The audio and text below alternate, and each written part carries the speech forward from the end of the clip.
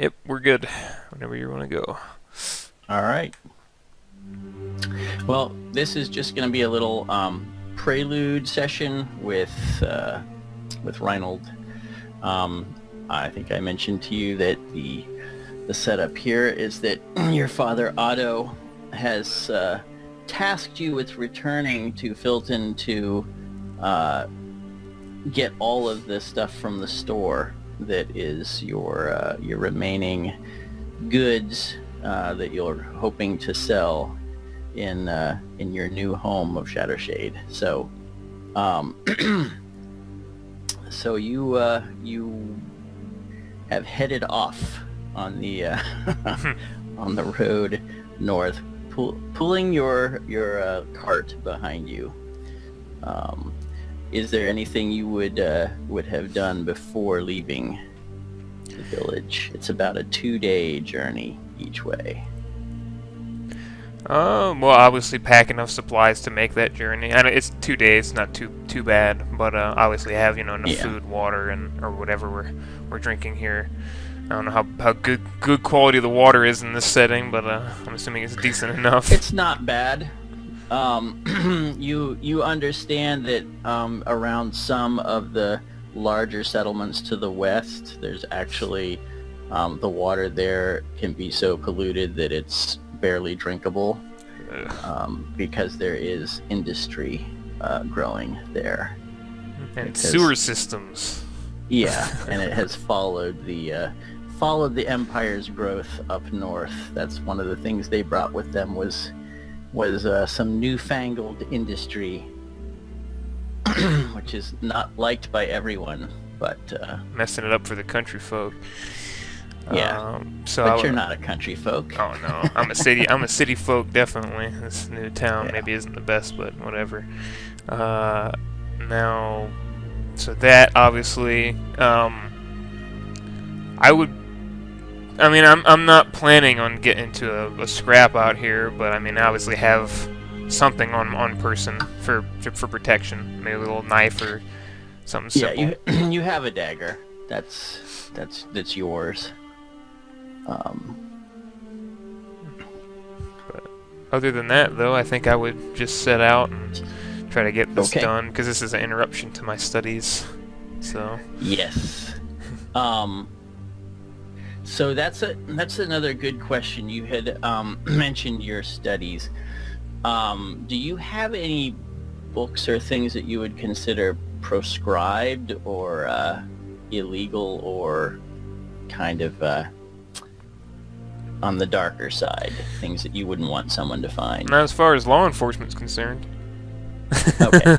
But I mean, I would maybe have some that are on the wrong side of the line, maybe, because you don't learn things. I mean, there's a lot of stuff's mainstream knowledge in these books that are out, right. But you can only learn new things if you're willing to take the risk. Perhaps you, in your rush to leave and pack with your father, whether you may not have brought those with you and planned to go back and get them later so that your father wouldn't discover them. But that's your call. I would think that my father had more on his mind at the time. So you wrapped them up and threw them into the with the other stuff. Yeah. He mostly had you unload the cart anyway when you guys got there. Of course. He uses you like most medieval fathers use their sons. You're cheap apprentice labor, and you get to do all the crappy stuff that he doesn't want to do, and that's just normal. Good old dad. Good old dad, that's right. Like this crappy job of going back and getting everything. I don't know, what's he doing right now? Cleaning out the plague house that we're renting? Yeah. I'll show you, see, I can get you the little map of the town here. I've actually pushed it way back because I've been working on other stuff. Alright, here we go.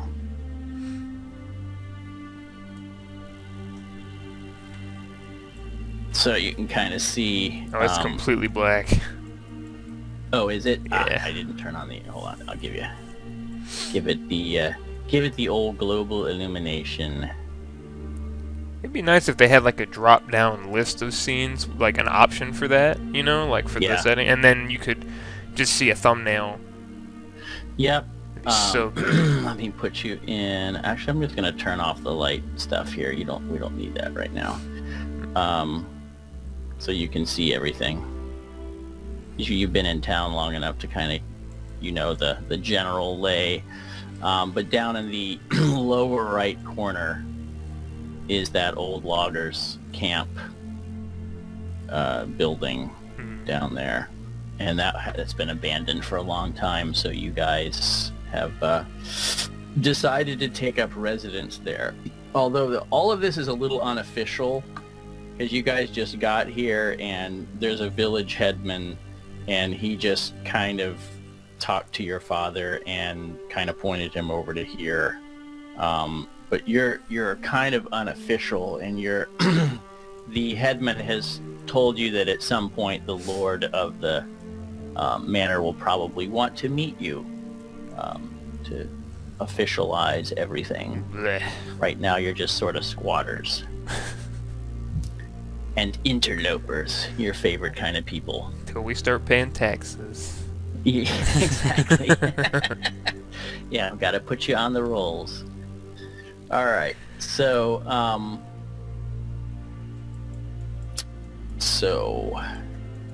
your journey, just as a reminder, if you haven't looked at the map lately, Shadowshade is kind of in the center of the map-ish. Your journey will take you past the Abbey of the New God, which you don't know a whole lot about. You kind of knew that Abbey was there, but you never really paid it any mind and never had any cause to go there or have any dealings with it. And then further south, of course, is Filton up north. And Mirsa, that her little hut is there. The sort of wild woman, that you have spoken to before. Just as a reminder. All right. So the day is a pretty nice day. There's nothing really, no rain. And you kind of head out. And I assume that you're just taking a nice easy pace to not get too exhausted. Yeah, definitely. Okay. So the first half of the day is pretty uneventful. You just kind of wander up the road with the cart. It's a lot easier to pull without anything in it. I remember what a pain it was hauling this thing on the way down, loaded with furniture.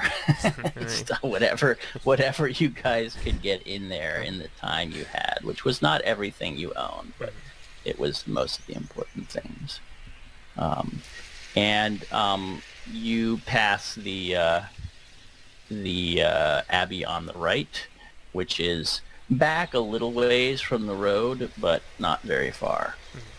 So if you had any desire to stop there, you could, or you could just walk on by. I would probably stop and look it over a bit if maybe I like the architecture or something. It's okay. see how it looks, sort of general appearance-wise. Yeah, it's a single-story building, but you can tell that it has very high ceilings. It's a pretty grand building for anything you've seen around here. I mean, the town of Filton is a well-built town. It's not huge by any means.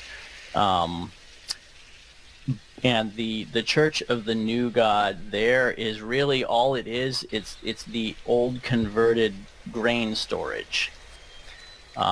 When the New God kind of moved in, as you will, when the Empire took over, and the New God's religion started spreading around, people in town voted to convert the grain storage into a church. Interesting. So it's not very, because there really wasn't anywhere to build one. Yeah. And there's talk of building one, but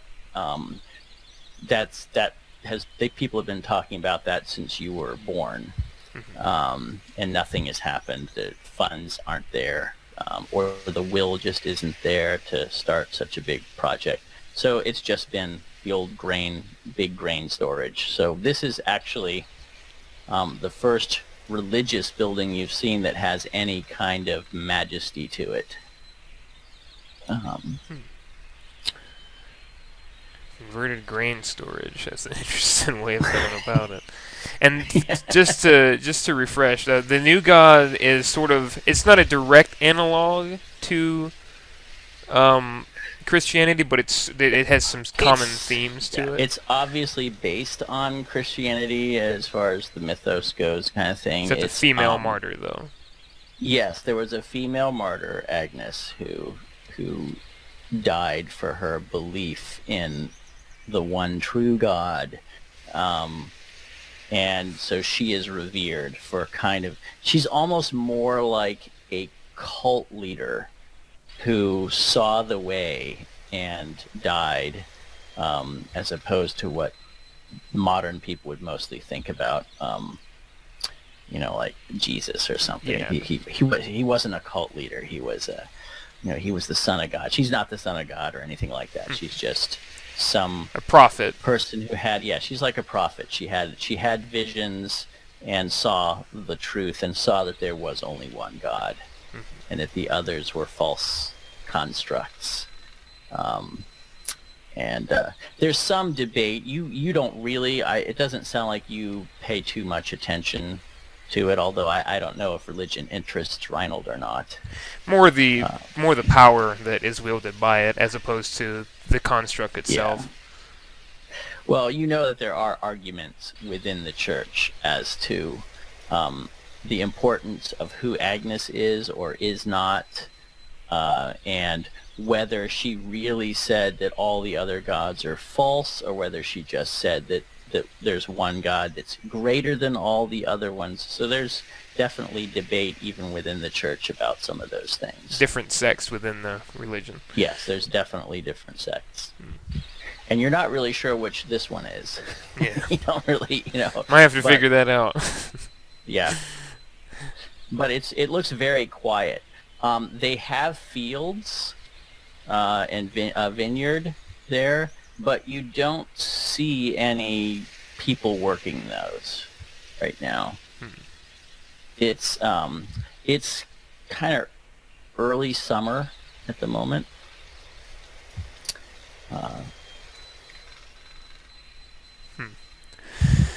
I think I would admire it for a bit and think on the new god, and then sort of move forward. Move on. Okay. Yeah. All right.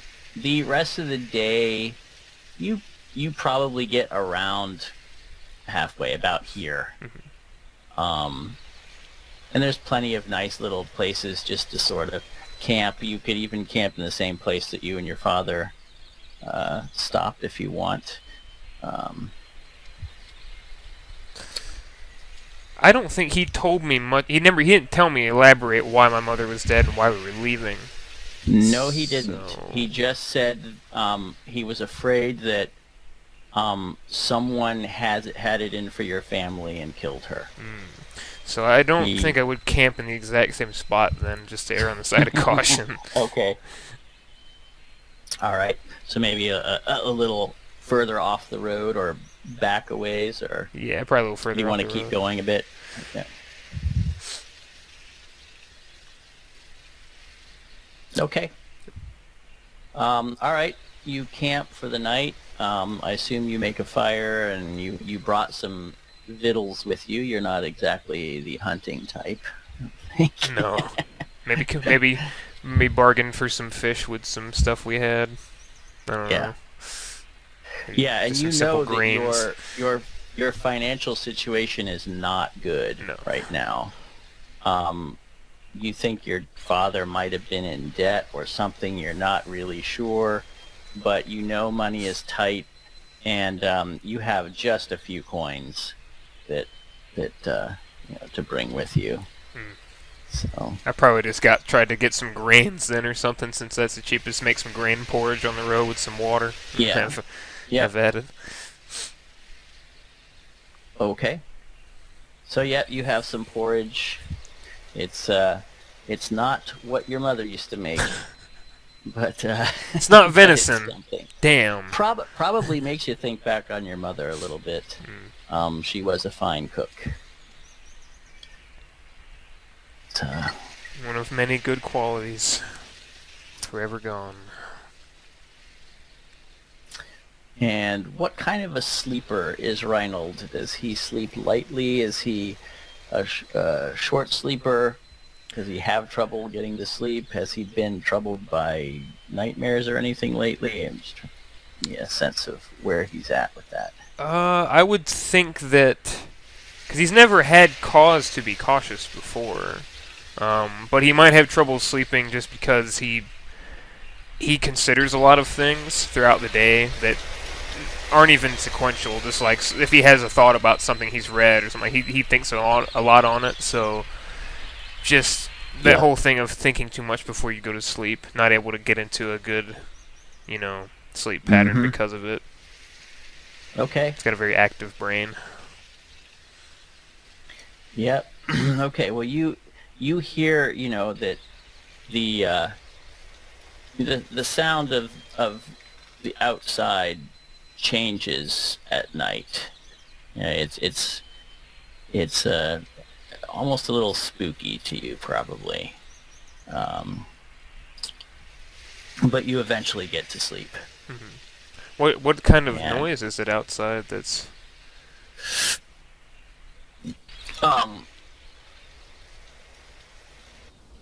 It's just more like, it's like this. There's a lot of night creatures that you never really paid any attention to. You hear the creak and snap of twigs and things like that. And you've never been out all alone. Like the last time you were out, you were with your father. Yeah. And I don't, it's a little difficult to adjust to that, I would think. Yeah, definitely. This sudden feeling of being all alone. But you eventually drift off to sleep. And you awake in the morning, your fire has gone out naturally, you assume. And you still have your throat and and everything else. You are alive and unmolested.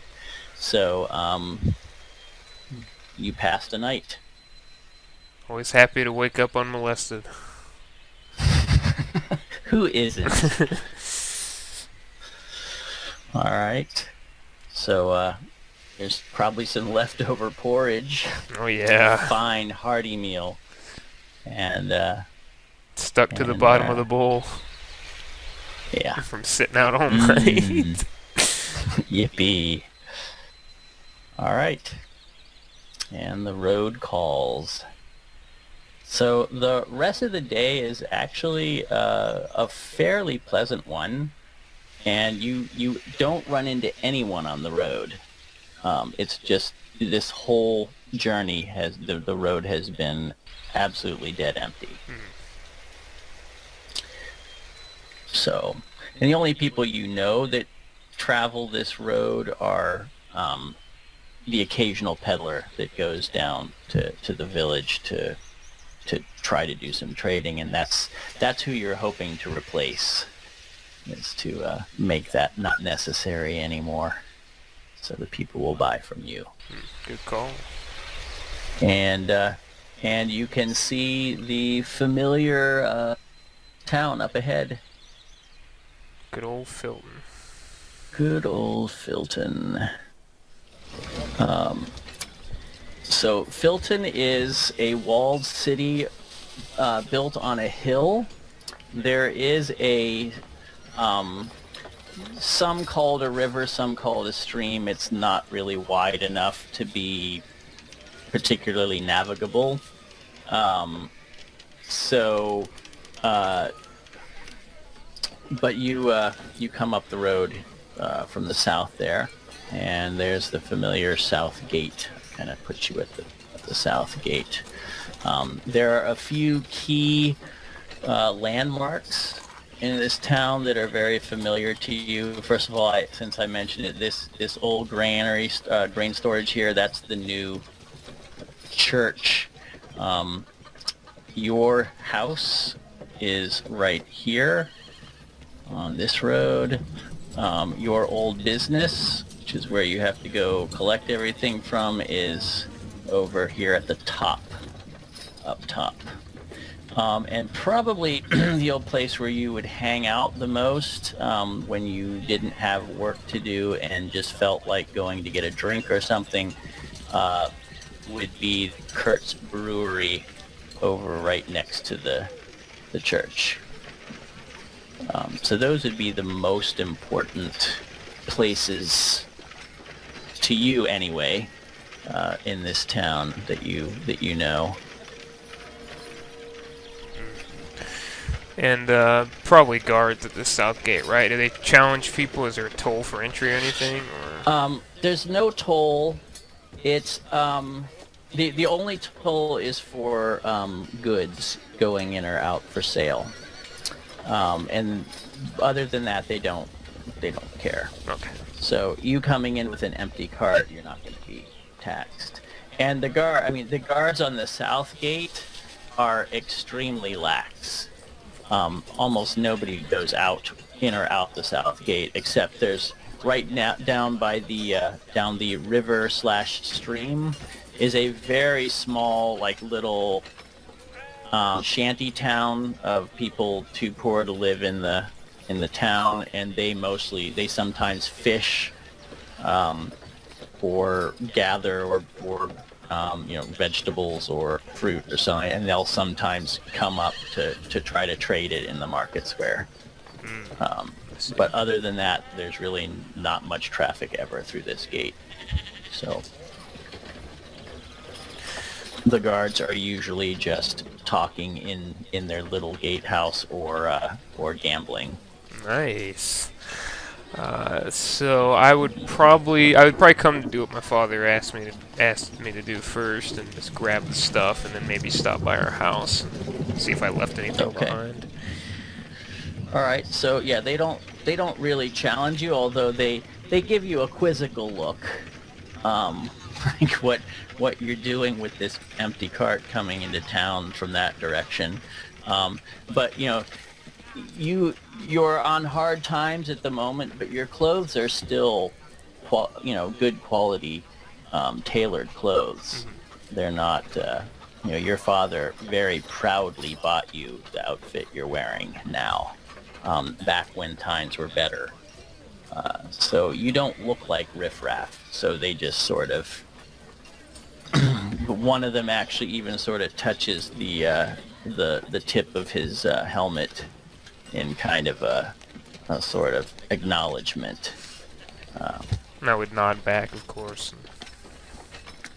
Yep. Make my way through. Okay.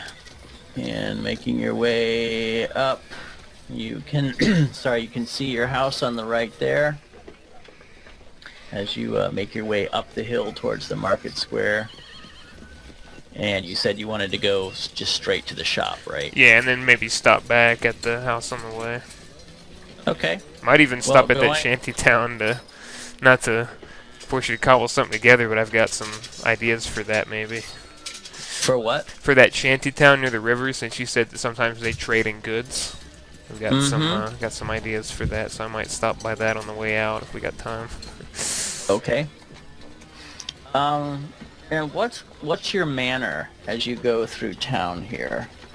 Well, Reinnold is. I mean, it's hard to be prideful carrying an empty cart around. But Reinnold's sort of gait has always been one where it's not the slumped shoulders. He's got very good posture, straight up, sort of. Not stick in the ass tight walk, but very, very proud shoulders, and you know, tries to walk above the common folk because he believes that he's above the average man even in hard times. So Yeah.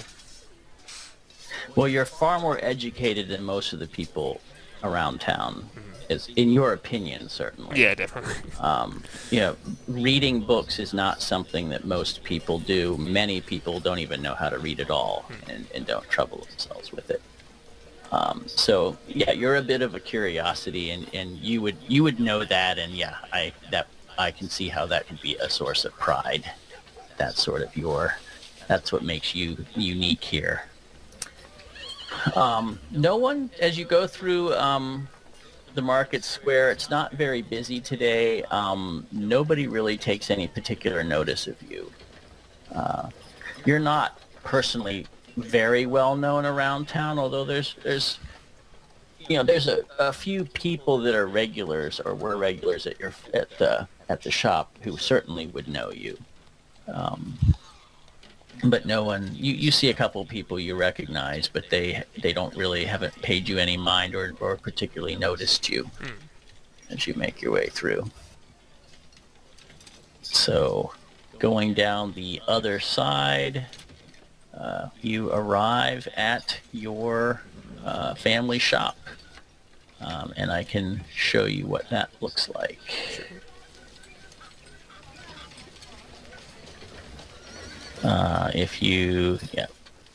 I'm assuming you can park your cart out front, and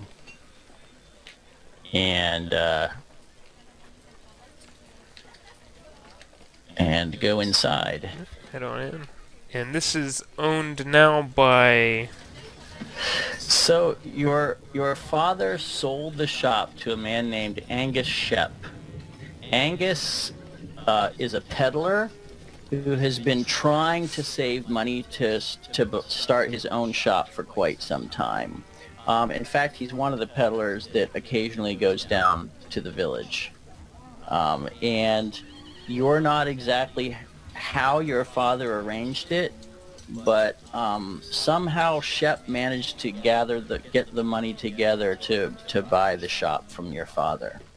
You're not really sure of all the details or how much it was, or whether he gave him, bargain basement price or whatever, but all you know is that he was the owner. And you can see him standing there with his back to you, and he is talking to another man who you also recognize as Gary Kell. Gary Kell is your father's probably most despised rival. He is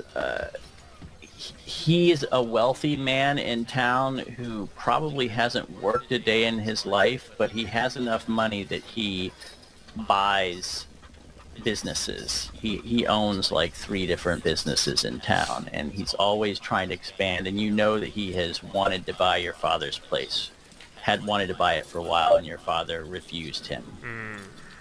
At the very least on principle, if not over the money, just because he can't stand him. So yeah, coming into this and seeing those two, I'm a bit suspicious, but I'm not. I'm kind of coming up with ideas as to why these two are talking, and I don't like any of them. But I'd come in and just play it smart for the moment, and okay, come into the shop and okay. Wait till I'm acknowledged, I guess. Yes. Gary kind of nods in your direction, and Angus kind of turns and sees you, and he starts to come over and do like a little, the sales greeting kind of motion, and then he recognizes that it's you, and he kind of changes his tone and says, "Oh, Reinnold, a pleasure to see you." Yes, Mr. Shep, and a pleasure to see you as well. And look over to Kell, and Mr. Kell, and nod in his direction. He does like a little half-cocked nod in your direction with a half smile, and then he goes over to the counter here, and there's some sort of record book or something on there, and he he just makes like he's ignoring you, and he kind of turns a page. And then turn my attention back to Angus, and and he says, what can I do for you, young Master Reinnold? well, good Master Shep, my father sent me to collect some of the things that were left over in the shop. I believe that he might have spoken with you about some personal belongings and effects here that we simply did not have time to collect the first time when we initially left. I'm here to collect what is left. Yes, of course. I did agree to that, and I've stored those things in the basement. Very good, sir. As you might see, all of the goods here are new. Just started stocking. And I look around and say, yes, you've done quite a job with the place. My father made a good choice when he decided to give you this property. Well, he hardly gave it to me. It cost me a pretty penny, I can tell you, but it was worth it. Indeed. And he kind of glances back at Gary with kind of a, I don't know, a kind of a slimy little smile. I don't know. It just kind of looks odd to you. And sort of squint my eyes and look between the two of them and say, well then, Mr. Shep, I don't wish to trouble you. Simply take the effects and be on my way. Oh, yes. All right. Well, let me show you. And Gary says, don't make the boy do it himself. Go and fetch someone to help him with this and get it done. It also looks bad. Customers. And Angus says, well, an excellent idea, sir. I'll go and do that right away. He says, excuse me, Reinnold, I'll go and fetch some day-tailor for you. It is appreciated, Mr. Shep, thank you. And he kind of heads out. And I'll simply look around the shop and look at some of the new bits and baubles that he's put out here. So while you're doing that, Gary kind of looks up and he says, I heard you and your family left town. So look at him and, yes, Mr. Kell, my father and I. My mother is unfortunately no longer with us. I'm sorry, did she go home to stay with mother? And he's got this big, kind of wicked smile on his face.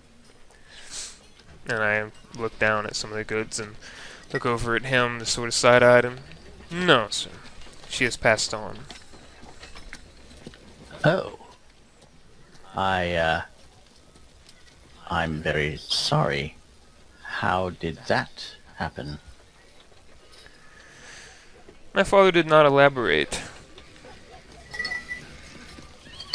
Was she unwell? Not to my knowledge, no. Well, I'm very sorry to hear it. That is sad news. To be deprived of a mother at your tender young age. A shame. A shame. I would think it is a shame to be. What you were saying? I would think it would be a shame to lose a mother at any age, good sir. But I appreciate your condolence. It is. But it happens to us all. And as I said, you have my deepest condolences, and I do hope you'll convey them to your father as well. I'm sure he is greatly saddened by the loss. He is in tatters, sir, as one might expect. Very sorry to hear that. I hope he's not literally in tatters. You haven't taken up residence in the shanty town, have you? Oh no, we have not fallen quite so far, sir, and sort of half smiled to him.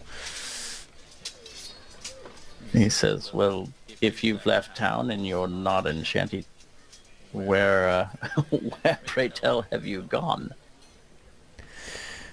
A new town, not far from here. A new town? I've not heard of such a thing. Do tell. And at that moment, Angus comes through the door with a guy you recognize as sort of his name's Martin. He's kind of a layabout around town. He just does day jobs here and there for people. Your father has used him in the past to help unload deliveries and things like that. Does he have a decent reputation as a detailer? He's fairly reliable. Yeah, I mean, your father wouldn't use somebody who's just some guy off the street. Yeah, not some schmuck. He doesn't. He wouldn't trust him with like a delivery or anything like that. He would just help to unload and load things. Good dumb muscle. Yeah, he's good muscle. You would be the one trusted with the responsibility for those sorts of things. Mm-hmm. And he says, I think you may know Martin here. He'd be delighted to help you. And he puts a small coin in Martin's palm and says, for your troubles, Martin, thank you. Do be quick about it. And he says, oh yes, it's down in the basement, as I'm sure you know the way. Yeah, and I would smile and nod, and yes, we shall be out of your hair presently, good Mr. Shep. And I would head down to... Yep. Okay, yep, he comes along with you. And he goes, is everything all right, Master Reinnold? Haven't seen you in some time. Martin, we've moved on from Filton, unfortunately. Had something horrible befall our family. My mother is no longer with us. Oh, good heavens. I'm very, very sorry to hear that, sir. Thank you, Martin.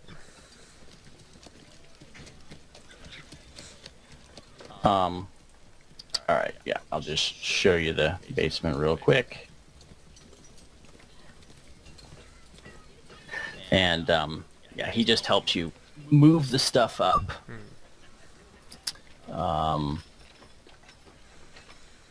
What can be taken anyway. You're not sure everything's going to fit on the cart, but the majority of it will. Yeah, it's just the most important things and whatever's left. If we need to make another trip, we will. If not, we'll just... It's up to my father at that point. Okay. So the two of you go back and forth, carrying stuff. And at one point, a man comes up to you off the street. And his name is Hans Saltzman. You sort of know him, but not really personally. You know he was an associate or friend of your father's. And you were introduced, and he actually came over for dinner one night, about a year ago or so. But you don't know him too terribly well. He's never had much to say to you except just kind of, general chit chat, polite comments and that. But you know he and your father, they kind of discussed business at times and that sort of thing. And he comes up to you and he says, I thought I recognized you, Reinnold. I would look at him and not being good with names. I seem to recall you as well, Mr. Saltzman. Saltzman, yes, I'm sorry. My memory with names is quite terrible. Oh no, that's quite all right. We've only met a few times. Um, your father wouldn't happen to be about, would he? I'm afraid not, sir. He simply sent me to collect what remains from our shop. He says, I'm a bit confused. I haven't seen him around, and I went to call on him at your house, and 3 or 4 times in the past week, and no answer. It doesn't seem that there's can you tell me what's going on? There was a terrible tragedy, good sir. My mother is no longer with us. In his grief and, well, and I sort of trail off of that. Well, all there is to it is that we've moved on from Filton. We will no longer be coming. I don't expect us to come here very often anymore, if ever. I'm very sorry to hear that. His face is very kind of consternated and confused. And he says, so you've left Filton? Yes, sir, that's correct. That's odd. Where are you living now? Due to some circumstances with the family, I don't wish to discuss that in particular, but we are not too far from here. His eyes narrow just a tad as you say that. And he says, he kind of sees what you're doing, and Martin kind of brushes past you with a crate, and he says, "It looks like you'll be here for at least a few minutes longer. Might I give you a letter to pass on to your father for me?" Of course, absolutely. Very good. I'll be back shortly. And then nod and continue with my work until he returns. Okay. All right. Martin just kind of says, "What do you want?" Old business partner of father's wanted to discuss something with me. Nothing to be concerned with. Aye. And he just goes about his business.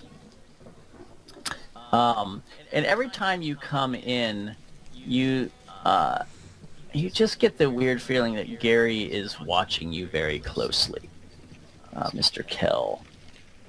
He's being very subtle about it, and trying not to be obvious, obviously.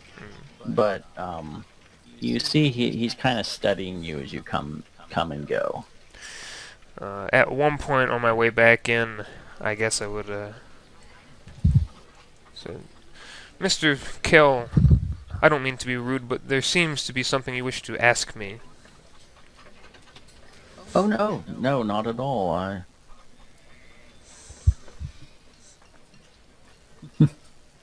Was there something you wanted to ask me? I think about it for a moment, and I just get the feeling that you're watching me quite closely, sir, and I'm just a bit confused as to why.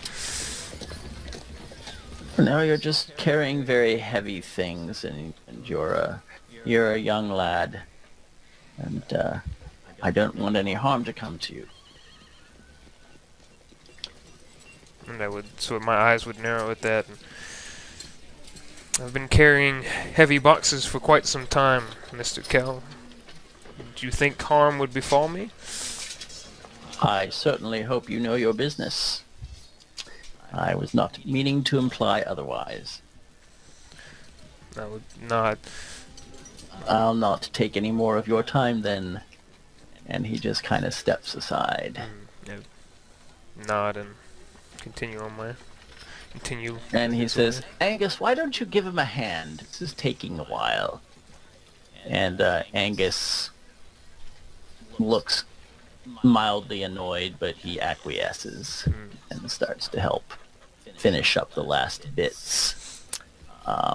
And by the time you're almost done, Mr. Saltzman does return, and he hands you a little sealed letter, not addressed. And he just says, "Please see that your father gets this." As you wish, sir. Thank you. He says, "Probably best if your mother doesn't see it." Well, I don't think she'll be seeing anything anytime soon ever again, sir. He frowns and says, "I'm afraid I don't quite follow you." My mother has passed away, sir. Oh. I'm very sorry to hear that. Well, in that case, pass along my deepest sympathies to your father. And I hope better times find your family. As do I, sir. As do I. Thank you. And he kind of nods sympathetically to you and walks away.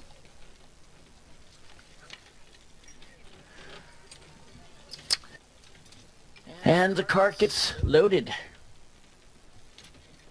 And by now it's almost evening, starting to get a little dark out.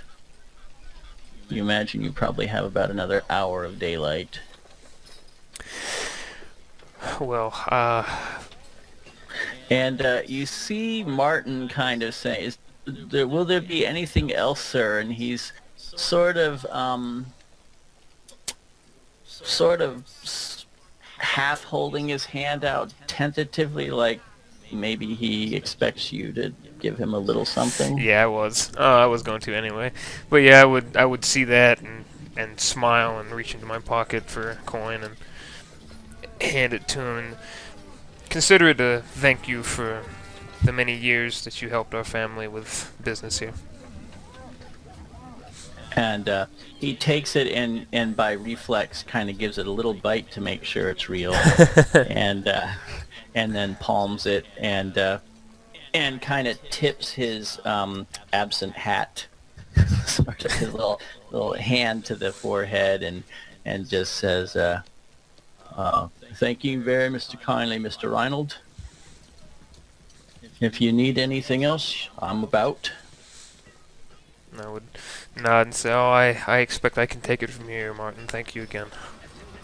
Right. Best to you and your family, sir. And he goes away. And I would start to get the cart ready to take it, and I guess use as much daylight as I can to... Well, I guess I'd stop at the house first and just run through it real quick. Okay. Make sure there's nothing left behind. Down to the house. Okay.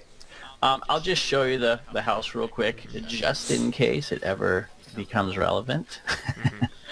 Mm-hmm. Here is the outside of the house. I'll put you in. Let's see, I shouldn't have bothered putting doors in yet.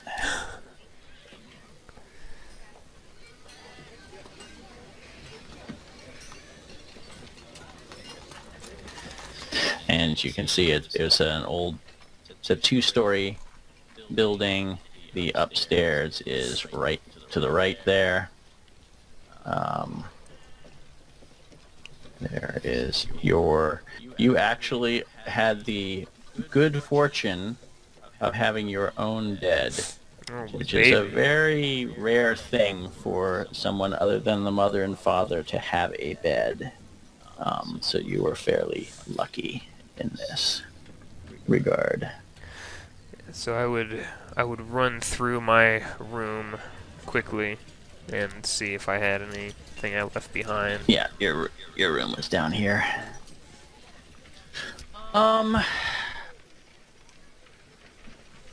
Probably not. I don't know that you'd have a lot of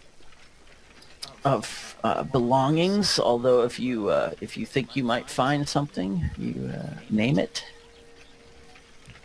I would think I've got the most important things whenever my father rushed us out, so probably Okay. not. And then I would stop in my parents' room and just sort of stare at the bed. Okay. You may do that. It's right next door to you.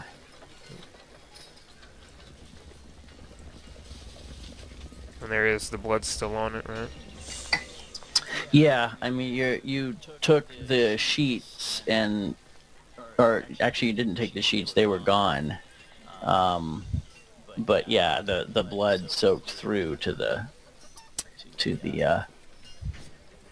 stuffed mattress, so there's really no getting rid of that.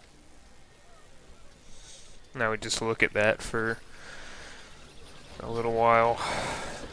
There is a lot of blood there. That wasn't like, a stab or something and like a pool of blood in one place. There's like blood splotches on most of that side of the bed. There's even some splotches on the wall. Just little splatters. I would sort of just look around and... Cause I've got a couple of ideas. I mean, in my mind, there are a couple possibilities. One I don't really like, and that's the possibility that my father killed my mother and we're leaving because he's a murderer. But I don't think that was... I didn't get that sense from him. Mm-hmm.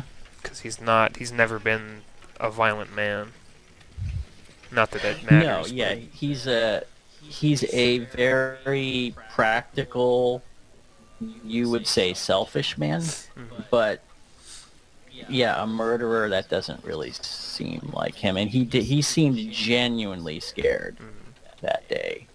Like, not just scared of like being caught, that could have been it, but he definitely seemed very freaked out.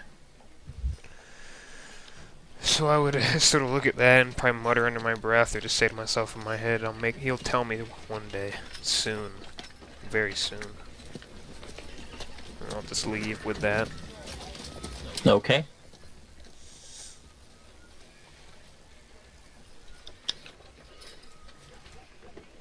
And you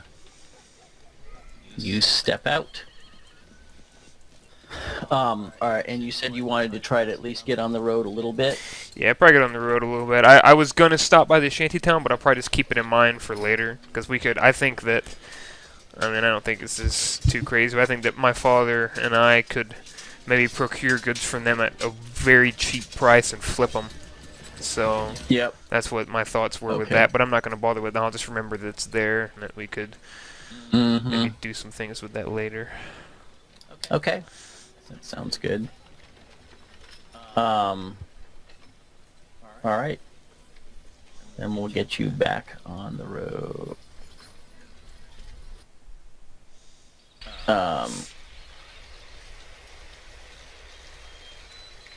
And yeah, you don't get very far unless you want to push through part of the night. No, play it safe. Yeah, so you kind of get down to maybe about here.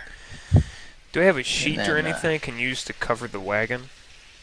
Yes. Yeah, I'd probably do that and maybe tie it down a bit so that people have to fumble with that during the night. Maybe I'll hear them in case someone tries to rob me. Yep. Okay, sounds like a good idea.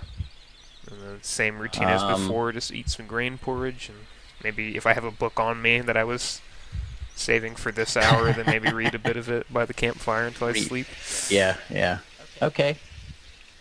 What are you reading about now? Nothing too crazy mystical. This is more political things. Probably maybe a treatise on industry. Maybe something like sort of an introduction to industry type thing, so I understand that a bit more. That makes sense. All right, and you pass to sleep, and you wake up in the morning, and you have this sort of vague dream. You're not exactly you're not really sure what happened in that dream, but in the dream you kept seeing that guy's face Krell. Or, sorry, Gary Kell. yeah, Mr. Kell. Is there anything in particular about his face? Just kind of leering at you. Leering at me. You just wake up with that kind of weird, uneasy feeling, like he just was leering at you. That it probably was because of kind of that he was looking at you before, but just. And I've been thinking about he wouldn't want any harm to come to me. Like that's been something that's in the back of my mind since I left Filton, because that's a very specific way to say something. So I'm a bit on edge, actually, thinking about that. So I'm probably gonna keep my dagger extra close to me today. Okay. All right, and you head on down. And you've been traveling maybe a couple hours, maybe a little less. And there's like a little bend in the road around kind of a like a rocky knoll kind of thing, and you suddenly see a guy kind of walking up the road towards you. From which direction? Which you had not seen a moment before. From the south. Okay. No. He's dressed. He's definitely a common folk man. He's got a sword in his belt. So he's not a low class peasanty person. Yeah, anybody who's got steel has got some kind of position somehow, probably, or at least maybe they're more important than your average person if they're carrying that much steel around. Yeah. The thing that takes you by surprise, though, I mean, you kind of looked back at the cart for a moment, and when you turned around, he's now about 20 yards away from you. So, like, when you go around the knoll, he was coming up the other side, so he's very close. So I'd probably walk slow for a little bit and then stop and maybe put my hands in my pockets in a non-threatening way, but to where I have my hand near a dagger. Yeah. And he kind of puts his hand up in greeting and said, "Greetings, friend. Good day for a walk." And I would sort of size him a bit. Yes, indeed, it's been a very pleasant summer, sir. It has it that, hasn't it? It's unseasonably warm, but I like it. True. And I look down at his belt and see the sword. Must be heavy to carry that around during the heat, eh? Oh, I'm used to it. No problem at all. And now he's up. He's up with you. And he says, "Looks like you've got quite a load there." Yes, it is to be true, but this was my occupation for a time. I'm used to it. I see. And he says, "Forgive me for being rude, not introducing myself. He says, my name's Brock. I don't believe we've had the pleasure." "No, sir," and I would sort of tip my head and cautiously extend my hand, not overtly cautious, but carefully. Yeah, he puts his hand out and shakes yours. I'm Reinnold, originally of Filton, but now of Shadowshade. Oh, that little dump. What are you hoping to do down there? Are you moving? Yes, sir, moving to, and as far as what I hope to do there, simply live. I see. What about you? What brings you out here? He says, I'm in what you might call speculation. Speculation, you say? Yes. I look for opportunities. And when opportunities come, I take those opportunities and turn them into something useful. such as your cart there. There's an opportunity. And I sort of straighten up He and kind of look at him. smiles. I say it is a good opportunity if you wish to help me unload it when I get to Shadowshade. Oh heavens, I have no intention of making that long trip.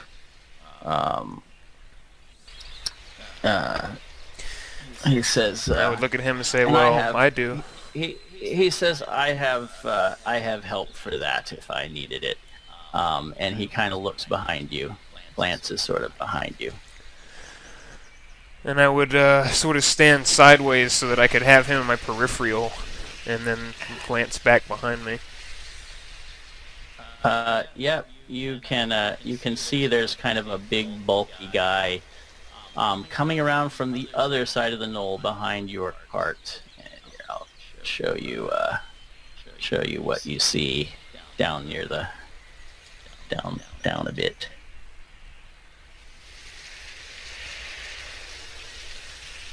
And you may attempt a perception roll. So you should have a macro for PER for your perception. I do. And the target is always 10. Okay. So as long as your total is a 10, you succeed. It is not. Good, starting off good. You rolled a 1, sir. Yeah. So yeah.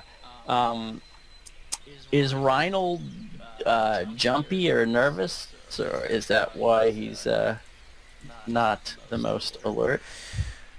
Well, shit, I think it'd be the other way around. Maybe he, maybe he wasn't expecting this in particular, because this is more of a robbery than an attempted murder at the moment. So. Yeah.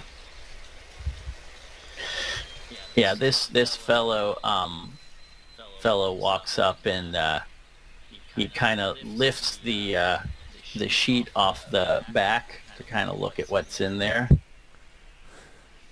and he says, Brock says, see anything interesting in Derman? And he says, could be. And I would obviously be annoyed by this, but I mean, there's two of them, and they look way more capable than me, so I'm kind of playing it safe at the moment. He's got a pretty massive club that he's just kind of trailing along, kind of casually, almost absently with him as he walks.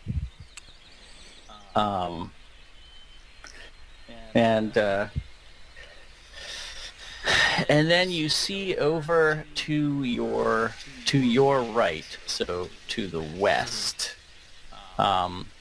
You see this big guy. What the suddenly fuck? Come out from this rock. And what's your immediate reaction when you see him? And I'm just gonna stare over in that direction, and this guy's name is next to me is Brock, right? Yeah. Good sir, you may want That's what he said. to reconsider this opportunity, and I'll nod because I don't think this is one of his. All right, you nod over there, and he looks over there and then looks back at you, and he seems unconcerned. And he says, "Oh, him, that's just damn."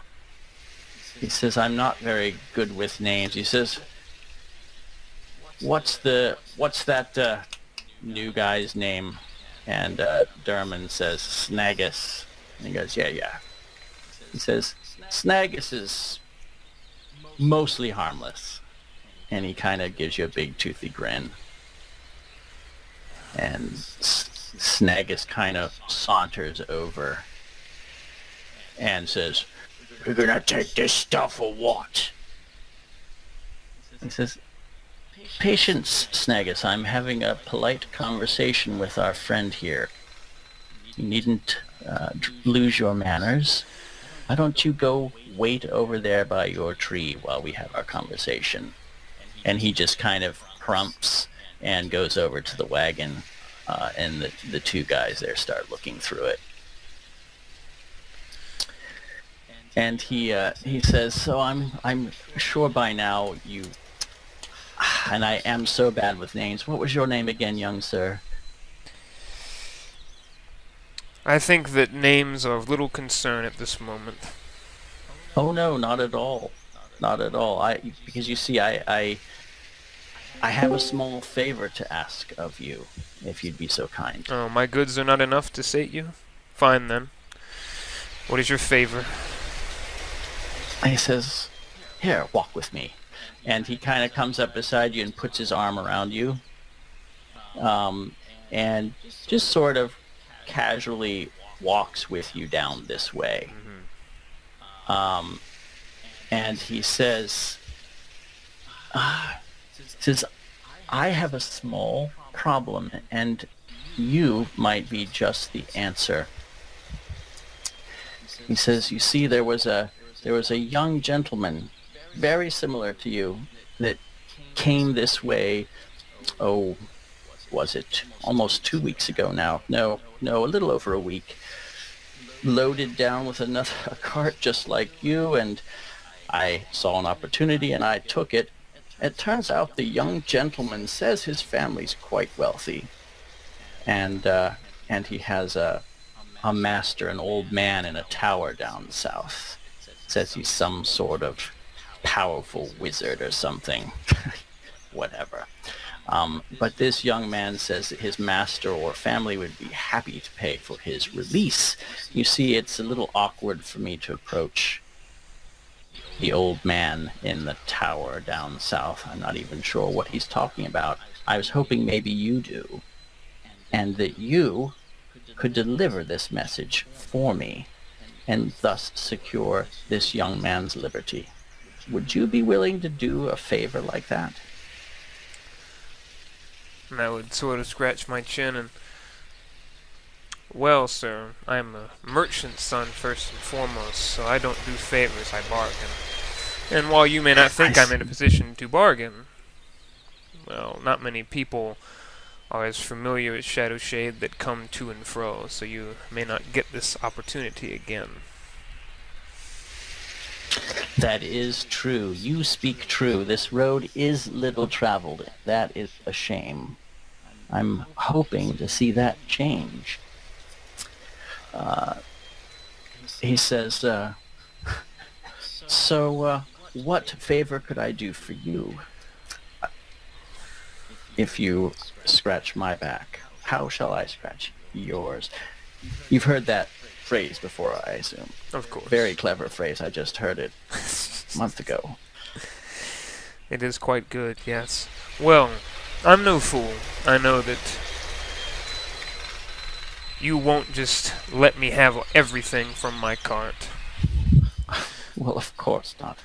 I ask that you allow me, say, a third of the goods in my cart that I have. In return, I will deliver your message. I'll tell you what. I'll give you whatever you can carry on your back. That sounds like a fair deal. And you'll get to keep your back. That seems even better, doesn't it? No, I'm gonna push my luck. How about you take all my goods and leave me my cart? But the cart is the best way to transport all those goods, I'm afraid. I simply can't do, and I didn't have the foresight to bring the other cart with me, I'm afraid. That would be just very inconvenient. Well, I get next to no goods. I get no cart. And I sort of mow it around.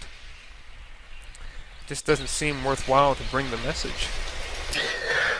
Well, perhaps, if you think of it this way, will not this old grandfather, whatever he is, be pleased with your delivery of the message? Maybe he give you something and express his gratitude. It is customary I'm smiling. to give the messenger a gift. I smile. And you'll have saved his, if as the young man says, oh good heavens, what was his name again? And you actually, this time you see a man emerge from the south on the road, who's just sort of been hiding back there. And he said, "Kid's name's Percival." He says, yes, Percival. Young Percival says that he's an important young man, and I'm sure that the appropriate gratitude will be expressed by his family and his master, I would expect. And if you were partially responsible for securing his freedom, well, I'm sure you'd get perhaps even more than this cart's worth. Who knows? Or if his master is indeed a wizard, as talk around town suggests, I may catch some sort of firebolt to the brain meant for you. I doubt it. Where's your backbone, lad? He says, look, I'll tell you this. Do this favor for me, and I'll allow you to travel this road unmolested in the future. Does that sound like a fair trade? I'm doubtful of your sincerity, I must admit, but seeing as I have little choice other than to accept... He has a wounded look on his face when you say that. Seeing as I have little choice as to other options here, I suppose I just have to take you at your word for what that's worth.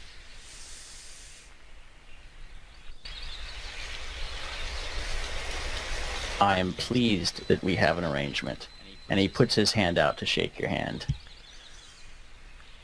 And I sort of look at my hand and forgive me, but I think it is now a new custom of mine that I do not shake hands with strangers. I'm hardly a stranger now. We're friends. We have an arrangement. We're business partners at most.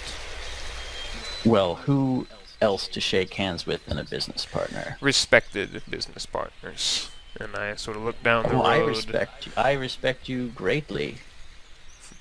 Not enough to allow me my card, I'm afraid. Well, you're an enterprising young lad, I'm sure. Make do and get right back on your feet again. Well, shall we get to the details? There's just a few things you have to remember here. So my asking price is 20 gold crowns for the youth's head, you understand. He has so far, as you can assure his master, he has been unharmed, and he glances at the big orc, and as yet unsoiled. However, I do ask you to be quick about this if you care at all about this young man's well-being, as orcs are not known for their particularities when it comes to choice of gender, if you know what I mean. In any case, he says, I will expect 20 gold coins in a small sack to be placed in the water barrel behind the blacksmith at Filton within 2 weeks' time. And when can the wizard expect his apprentice back, or are those details left? As soon as that money is received, the apprentice will be released immediately. He has no further use for us. I nod and I look down the road towards Shadowshade. Well, if that will be all, I believe my day will be quite miserable after this moment. So I would like to get over with it as quickly as possible. He says, you're a youth, and the sun shines eternally. Your day will get better, I assure you. And I would nod, and I would turn to leave without a word. All right. He watches you go, and this guy, as you leave, he kind of, as he walks by you, he just sort of he gives you this sort of sneery grin as he walks by, and continues And on. as I pass by him, I'll sort of smile. I'll remember. And I'll look at him. Mm-hmm. Okay. And you continue to walk, I presume? The names that I heard of these people, because this is going in the... So Brock Snazug? Yeah, you probably remember. Snagus. I'm gonna say Snagus, yeah. Brock Snagus And Derman. And I don't know You do the not other guys. know who the archer was who walked by you with his longbow.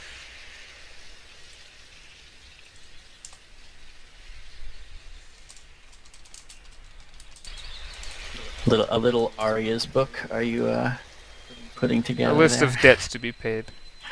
Yeah. All right. And you head south. It looks like Rivers is here. Mr. Rivers, are you here? He's a silent observer. You are muted, but you can unmute. Yeah. Yes, I muted myself on purpose because I didn't want to even interrupt. Well,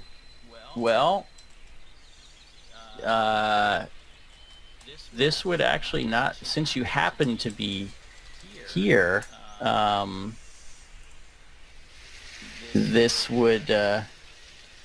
this might be a good time for Foster to happen by. If you are up for jumping in. Oh, I don't want to interrupt anything you got going on. Oh, no, this is perfect. He's heading back home, and this is when he would bump into you on the road just outside Shadowshade. Let me hop into the game then.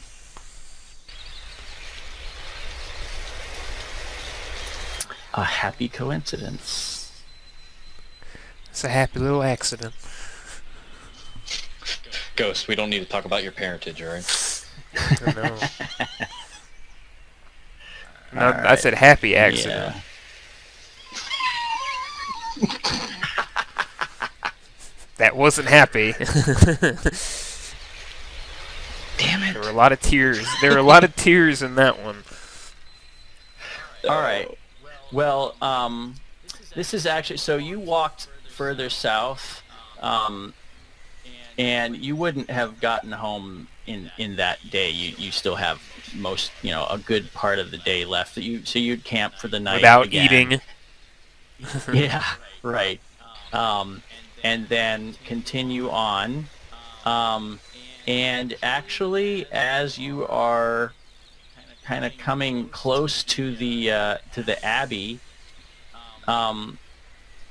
this guy you see him just standing in the road, like looking around, looks like he's trying to decide what to do. He's looking north, he's looking south. The road yonder and the road below. His head cranes in either direction. And you see a youth heading down the road from the north. And what does the youth what's the youth look like here? He's in pretty fine clothes. He's, if I remember correctly, he's fairly tall for his age. Mm-hmm. So he's obviously probably not as tall as this guy, but he's pretty tall and a little bit lanky, maybe. A little lanky. Yeah, a little bit. But he walks with sort of he's got very proud shoulders. He's not slouched or slumped like some common folk might be. He's carries himself as though he were somebody important. And when he sees you, his hand might go to one of his pockets, but he hasn't broken stride. And what does the youth see? The youth sees a man almost out of time, it would look. His hair is very fair. His eyes shine in the morning light. You can almost swear that his teeth might be straight. He's tall, maybe. Which is an oddity, to say the least, yes. being straight. Straight, clean teeth, what the hell?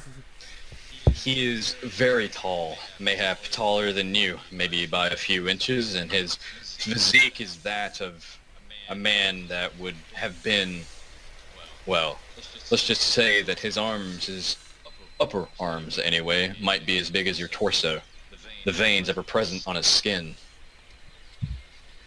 But behind such a tall and muscled figure, he is kind-hearted of eye, and he notices you quickly, and in his hand, in his bodywork, he wears a rather odd three-pronged amulet on his around his neck. His hair falls to his shoulders, cut back a little bit above his eyes. Across the bridge of his nose, there is a deeply wove, stylized tattoo. Seems to be just a solid tattoo across his nose. His clothing is actually probably something you've never really seen before. It's not made out of like normal leather. In bits and pieces you could swear there's like woven bark, and there is no metalry upon it. All rivets and all buckles and belts are all etched out of stone. Even the man's feet are laced with not animal fetchings as one would have them normally, like leather and such like that, but a woven tapestry of leaves, almost the look of leaves. But as he approached you, and this is where you would get closer and see that his walking stick is only about a few inches shorter than he is, but at the head of it, it is a large, what you would call a long axe, useful for either felling trees or mayhap even battle. But it is not felded with a normal axe head. It is fitted with some sort of rock. And it seems that this branch or tree that he had carved it out of has been grown around this black oiled rock.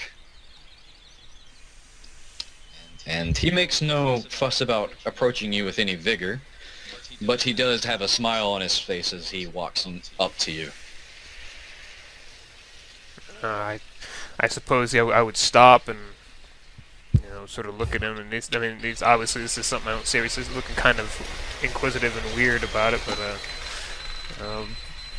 greetings, sir. Hail, unguided one. Where have you been gone? Where beest the danger? Where is the darkness for which I seek? I would sort of squint one eye, and I would look up, and it's day, isn't it? I mean, it's it's light outside. It's day, but it's very overcast, and you can see that it's actually starting to just drizzle rain now. I would look back at him. Well, for darkness, I suppose a few more hours you will have the darkness you seek, sir, but I am not unguided, and if you're asking from where I came, it is from Filton to the north. Yeah, so, like, as it starts to, pick up a little bit of rain, he's listening to you, but he, looks up to the sky, and he holds out a hand, and, rain is lightly, or a little bit of drizzle falls into his hand, and he, lets it pool up in his hand, and he looks at it, and he cups it, and this is when you get to actually, because he's so up close to you, that he is definitely not a normal person that you would have known. You've maybe only seen a few people in the world that would have been as faceted, as well-looking and groomed as this man. It's almost eerie. And he cups up the water, and he lets it pull up in his hand, and he drizzles it off to the side onto a small bush that he's standing next to. as in a loving and nurtured manner. Unguided kin, I seek not the darkness of day. I seek the darkness to befell the world. I would just blink a lot at that, and my good sir, the world is covered in darkness. It just isn't always so apparent. I'm kind of confused. I wasn't expecting to have a philosophical debate on the road. You should show me where to go. I'm here to cure the darkness that hails this world.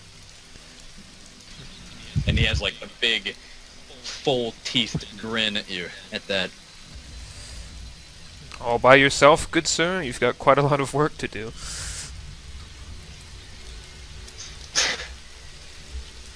Whilst it may be true, I am no but one man.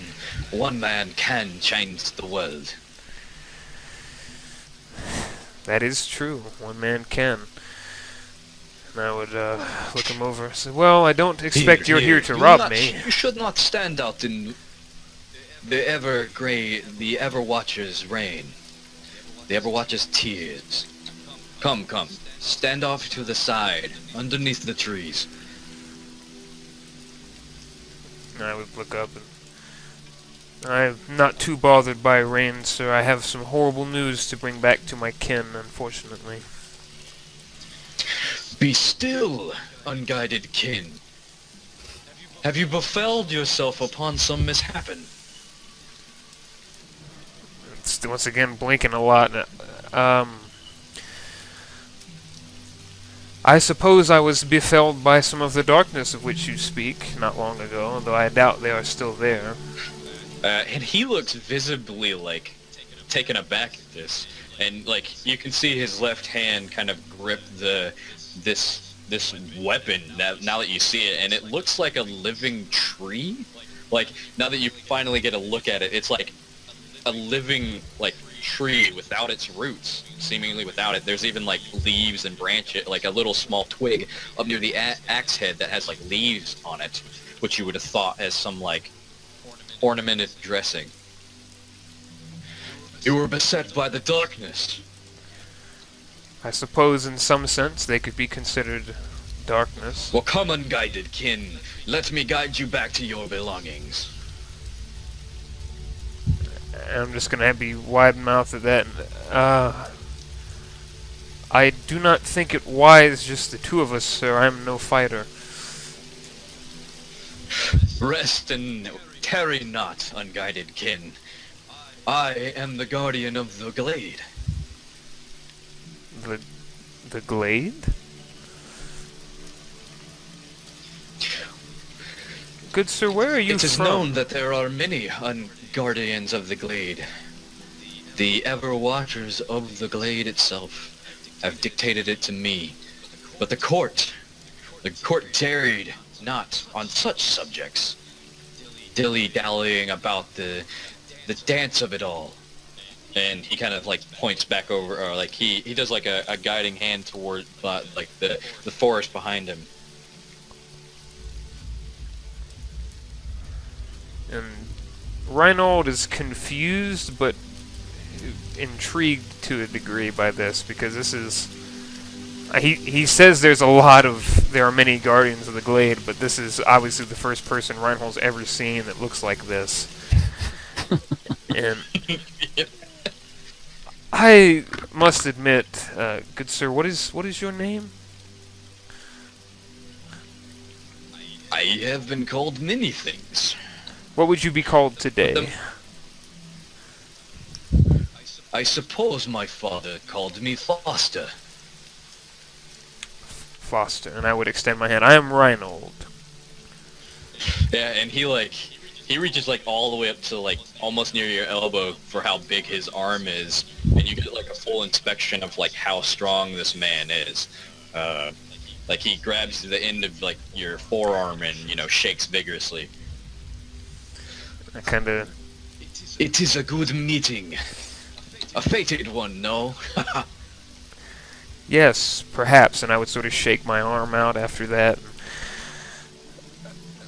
I am not so bothered by the loss of my belongings, but there is another matter I must attend to in town that, well, is a direct consequence of what happened to me on the Well, road. fear not, unguided one. I'll make sure that you get where you're going safe and sound. Lest the darkness befall you again.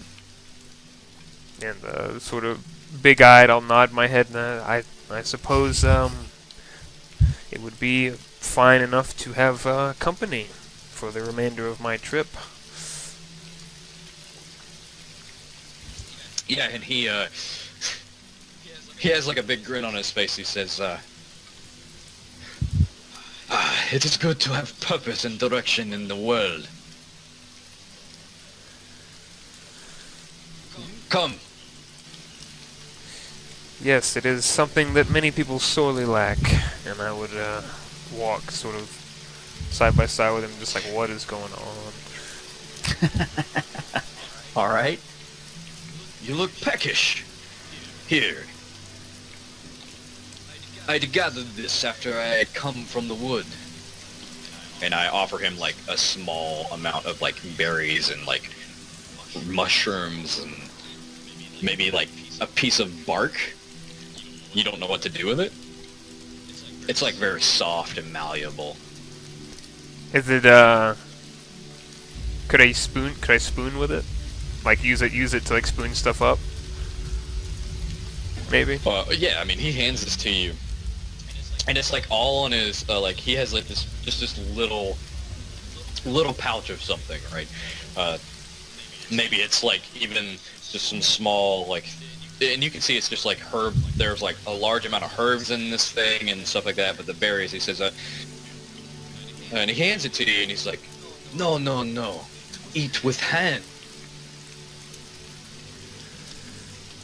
And Reinnold would go to spoon at first, and then just sort of eat bit by bit, because he's still remembering himself as far as, he's always had the table manners, sort of, so he's hungry, but he doesn't, like, gorge on it, as one might expect a hungry person to do. Just sort of takes him bit by bit. No.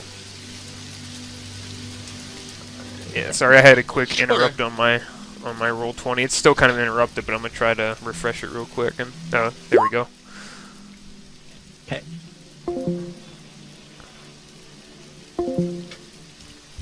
Yes.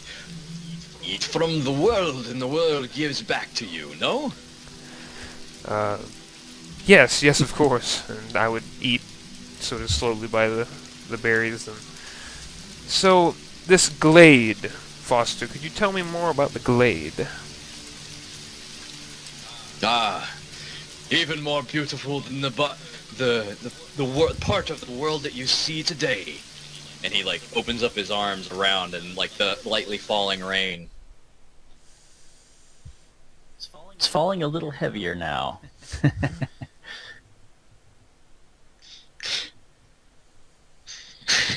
And Foster, like, just that, even now in the downtrodden of the rain, he still has this kind of like air of grace about him that just seems kind of out of place for any normal man.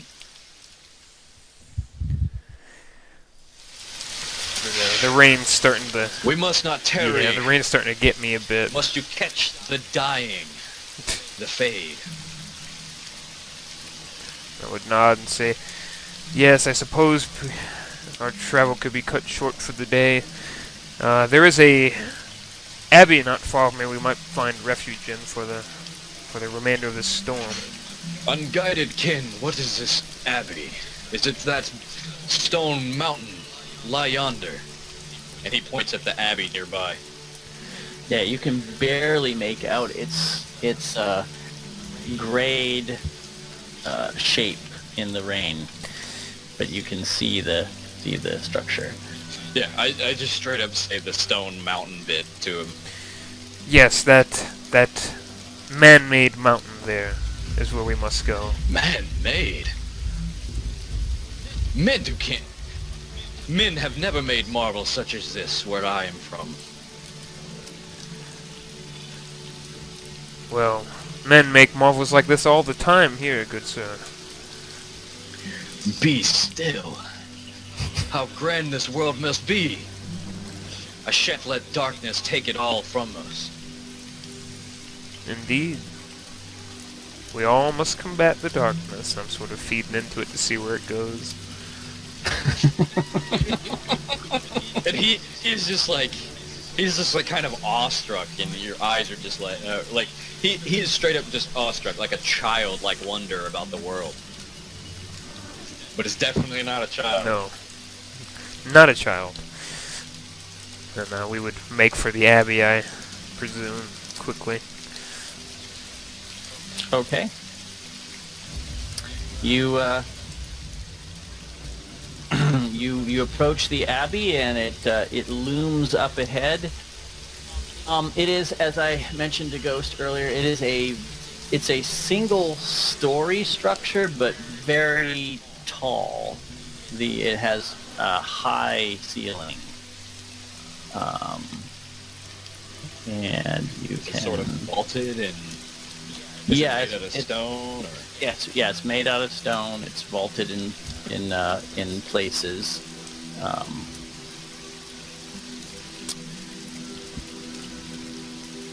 To your south, that is kind of a vaulted structure, and then to your east, it looks a little flatter with sloped roofs, but it's not quite vaulted over there.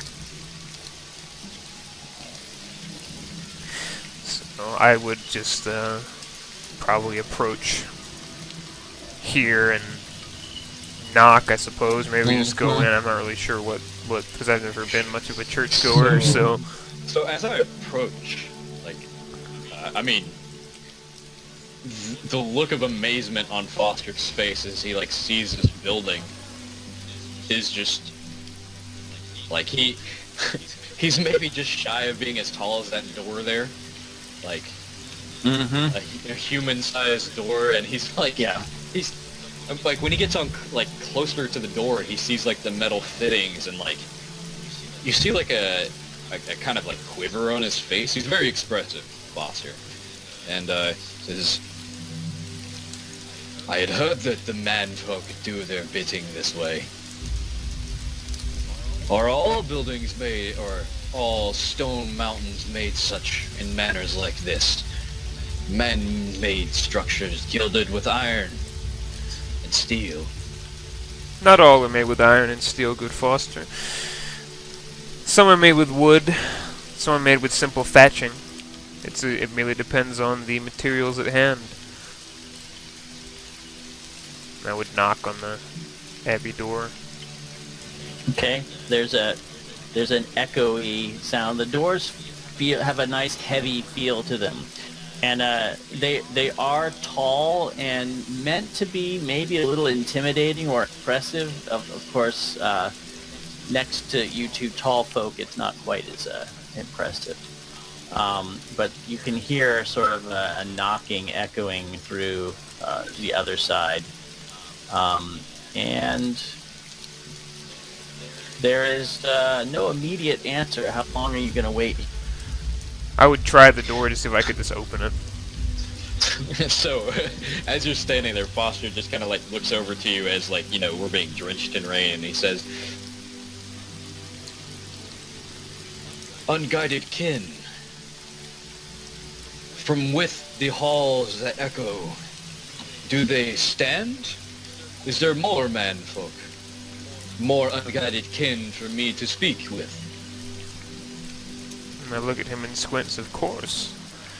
The world is full of men. And women. And I would... And you open, you're pushing the door open. It's not locked, or all. Although as you open it, you can see that it could be barred from the other side if necessary, but it's not. And I would close the door behind me.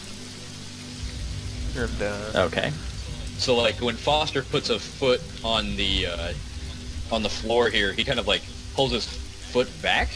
Like, he's got his foot on the ground, and then, like, when he lifts up his foot, you finally notice that, like, the bottom of his feet don't have like soles in his shoes. They're more akin to like old Roman like wraps almost, where like there's only like a couple of strands that go underneath his feet, and he walks kind of barefoot on the ground almost all the time. And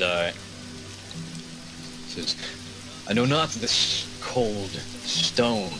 And he looks at like the marbling on the floor, and he says, "My, what fancy stonework." I would kind of half smirk at that and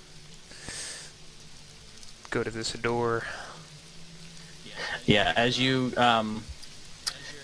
actually going to that door, it actually opens, and a young, bald, I don't know if you call him a boy or a man, maybe about your age, in brown robes, steps through, and he looks like he was sort of hurrying, and when he sees you, he kind of stops short and just sort of does a quick little head bow kind of thing, and he says, "Forgive me, I heard your knocking, but I was occupied." And I would smile and say, "Oh, don't trouble yourself, good sir. We were simply seeking shelter from the rain outside. The rains have become quite heavy. If it's not an inconvenience, of course." He said, "All souls are welcome here." So, Foster has wandered up. Is this like an actually like stained glass like window? It's not stained, but it is a window. Yeah. Yeah, like It's an actual window. Yeah. like he is like mesmerized by this. He actually like has like he may have almost like hit it too hard with his hand, like when he put his hand up to it, like a bird flying into a window, right? He puts his hand on it and he's like, "Whoa!" Yeah. And like he wasn't expecting like the glass work to actually be there, and he's like running his hand over the window and like avoiding the iron where it's connected or wood, and is just like kind of again mesmerized. His staff and axe has been rested up against the wall, and he's got like both hands on the window, and like he can barely see a reflection of himself. "Unguided kin, such as Reinnold, what mannerism of illusion is this? What reflection caused by water stands still and frozen like ice?" I would look back at him and the reflection is not caused by the water, Foster. That is glass that you're touching. It is a material that has reflective properties on it. "Forsooth, tell pray that this material such as glass." And you hear a voice behind you saying, "And who are our guests, Cole?" And you can see an older man in black robes standing there. And he says, "Just strangers seeking shelter from the rain, sir." And I would sort of stand next to Cole and see the man and hold my hand out. "I am Reinnold Lightdorf, new in town. You maybe have seen or heard of my father Otto coming in? Probably not. It was recent." Says, "I'm afraid the name is not familiar." He says, "Cole, go and fetch something from the kitchens for them." And Cole says, "Of course." And he goes off. And I would gesture of my shoulder. "That man is Foster. I just met the man on the road. As a traveling companion for a few short hours before the rains began to fall too hard." And I would sort of lean in close. Welcome, and Foster. He's a bit strange. Like Foster is not paying attention to them, and he squats down to like floor level where these stairs are, and is like running his hand over the stonework, and again is just kind of awestruck with this whole building, just this room individually.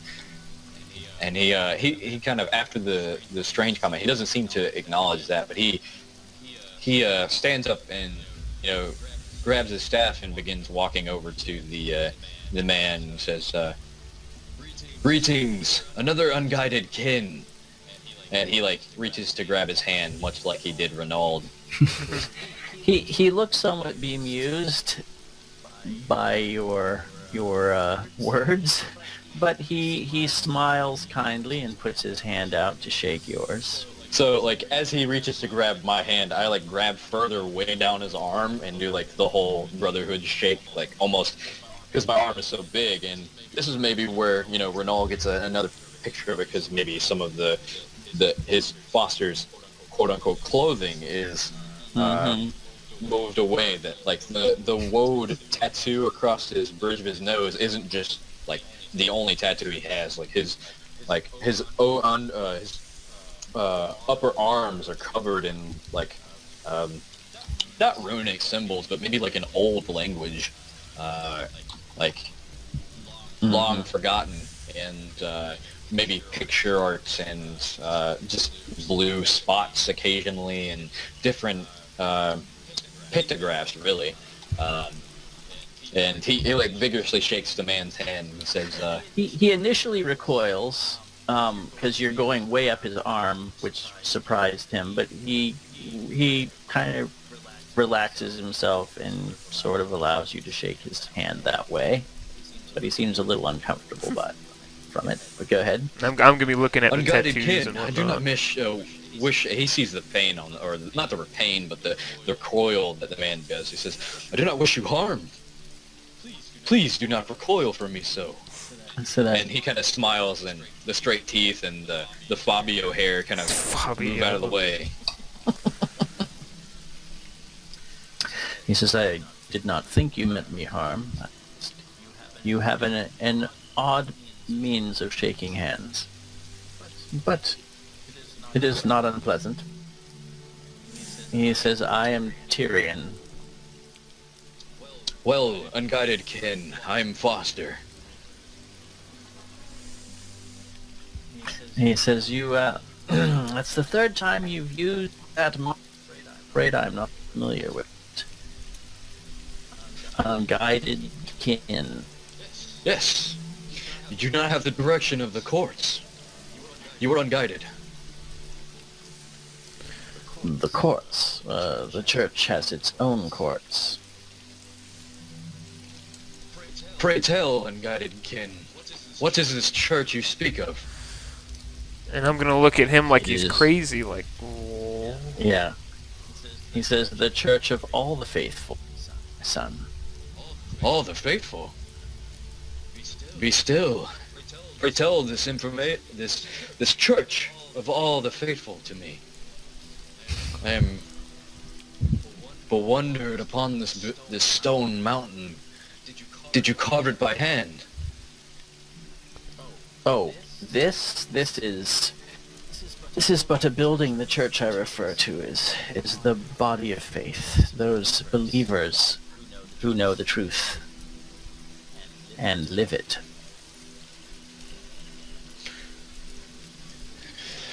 So you know the darkness that is beset upon this world, no? Yes, the world is full of darkness, I'm afraid. But we are doing our best to combat that darkness. At last I have found my place of residence. You know where I must combat this darkness. Where must I go to fight the darkness that ails this world? The darkness is in the hearts of men, of course. And he looks kind of like frightened at that. Like, no, the Everwatcher's great plan does not allow for such things. Men are truly grateful, albeit unguided. All creatures upon this world and the world hence are good at heart. The darkness is portrayed so much so. And he looks like definitely shocked, like almost again childlike. And he looks over at Reinnold and he says, "You did not tell me darkness pervades so much as that." I did not know that you were unaware. He smiles indulgently at you. And he said, "I believe that most men think themselves to be good, or try to be good, men are weak, frail things. They give in to their baser desires. They leave those things undone which should be done. They fall prey to temptation. Men are weak. Unguided kin, for what things are temptations that you speak of?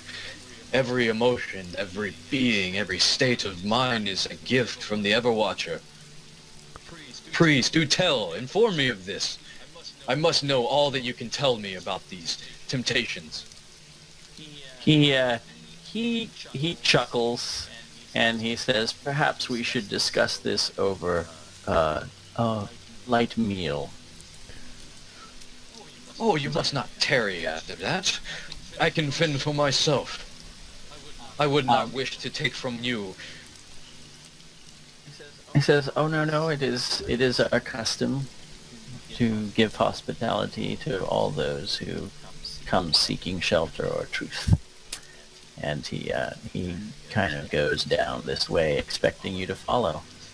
Yeah, so like Reinnold, I don't know what you're doing, but just looking at Foster you, just kind of like, what awestruck. the fuck? And he stands there for a second, and he's like, "Pray, good Reinnold, unguided as you are. I have but a query to file with you." Yes, I have many to file with you as well in the proper place and time. What would you ask of me, good Foster? And obviously, I did walking with not this guy. understand myself, did I not? It would be very shameful of me to not represent my kin very well. Or kin like myself. I have never seen such buildings as this. These places, this church, this... I wish not to embarrass or befuddle my own approach. Could you please aid me in such a manner? I do not think that the man took any of your words as hurtful or disrespectful, if that's what you're asking, good Foster. He may just be a bit confused, as I am, to how little that you know of this place. Come, let's walk and follow this man. I know, I have heard of tales, wondrous things about the overworld. But I have never seen the man's creations, nor have I seen your befuddlements. The court had always spoken of your befuddlements. But I see nothing but grandness, grandiose, buildings made out of stone, mountains carved. And he, like, opens a big wide opening around, and, he grabs his, before you, start to walk off, he grabs his staff and he says, "Turfield, you shall not be left behind, come." And the bald boy is just kind of looking you in wonderment. And it's as if he forgot why he came, and then he kind of remembers, and he says, "Master Tyrion wanted to know if you were coming." Yes, Yes, unguided one with skin silk as babes. What the fuck? He kind of nods and looks at you for a moment, Reinnold, like, help me, or I'm just gonna look at Cole and clench my teeth together and eyes wide as I don't know. I don't know what to do. Unguided silken one, please tell me which foul machination ridded you of your Everwatcher's great hair. I'm sorry, could you say that in the common? And I would sort of interject, and he's wondering why you were bald, and I might know this, it's an initiate thing, isn't it?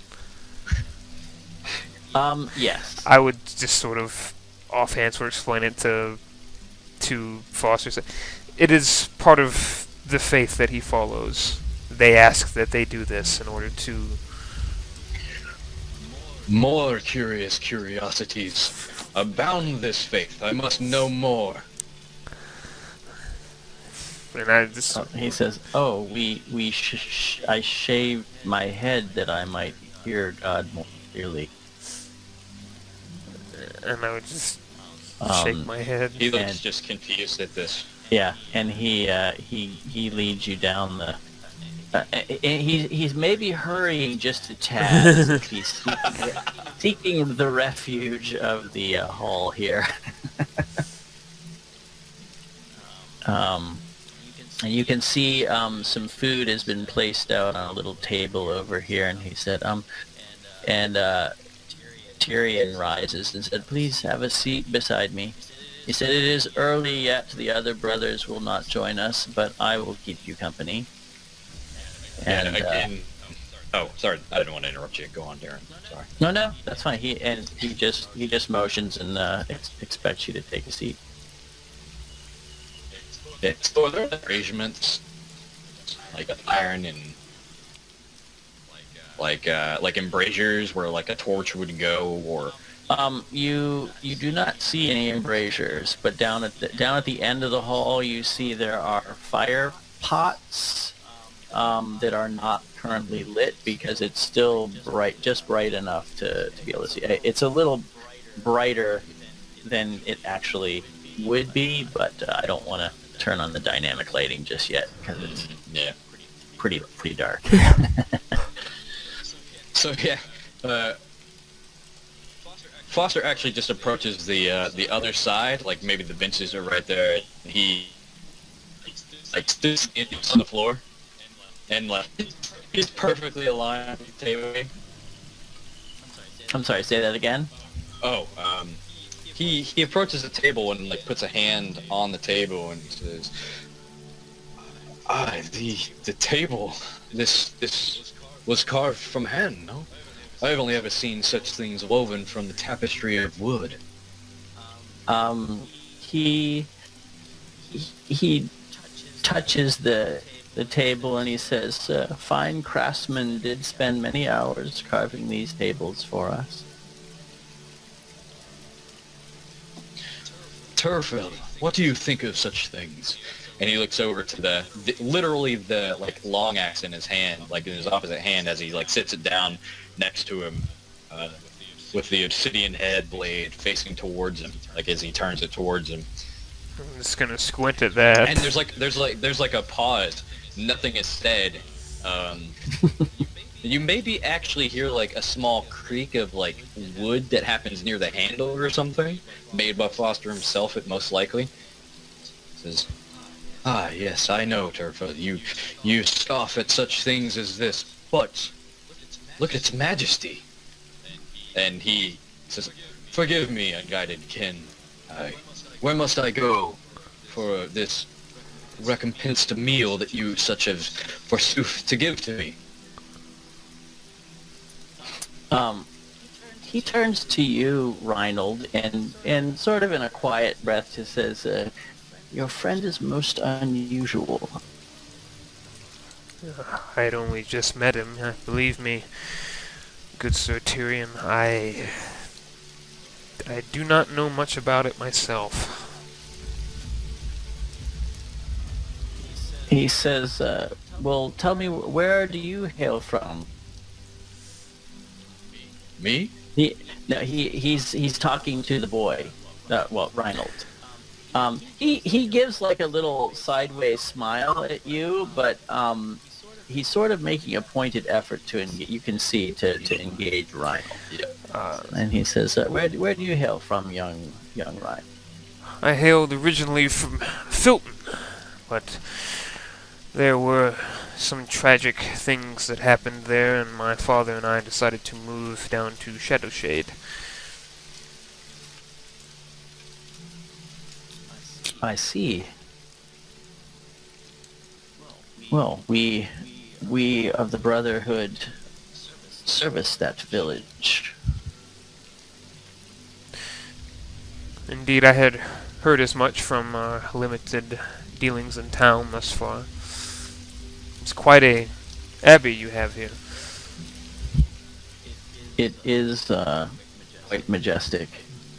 We are very fortunate to have it. It was raised by the hands of many faithful. Indeed. It is it's quite a work of art, I must say. The boy is serving wine you as you drink, as you need it, and there's a hearty stew with deer meat. Oh, in the oh, stew. baby. Yes. And finely chopped vegetable. Oh, baby. So Foster looks down at the bowl placed before him, and is the wine brought out in like a sort of like goblet or metal container, or is it brought out in bowls? They're just simple wooden goblets, Okay. but they are carved. They're little goblets.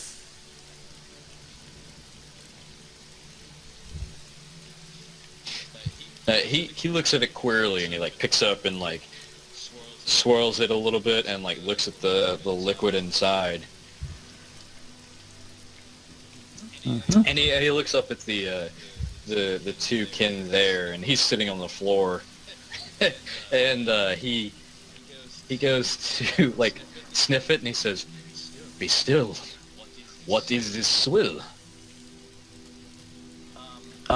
He looks at you and he says, I apologize if the wine is not to your standards. No, I meant no offense. Your unguided graciousness, but then he kind of like says that kind of awkwardly, like trying to form, like speak in a higher manner, because he's noticed he's made a fool of himself. But he's like, and he continues, I meant no offenses to what it would be, but I've never seen such things as this. I've only drank the golden waters that flow from yon glade, excuse me.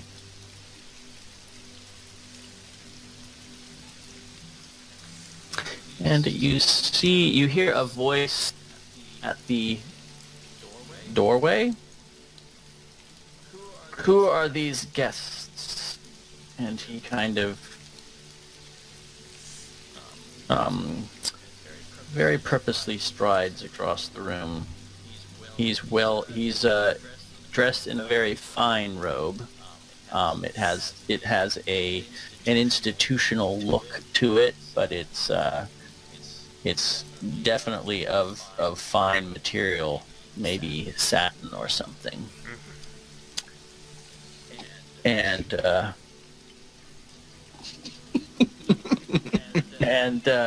Tyrion bows, and so does the acolyte. And he says,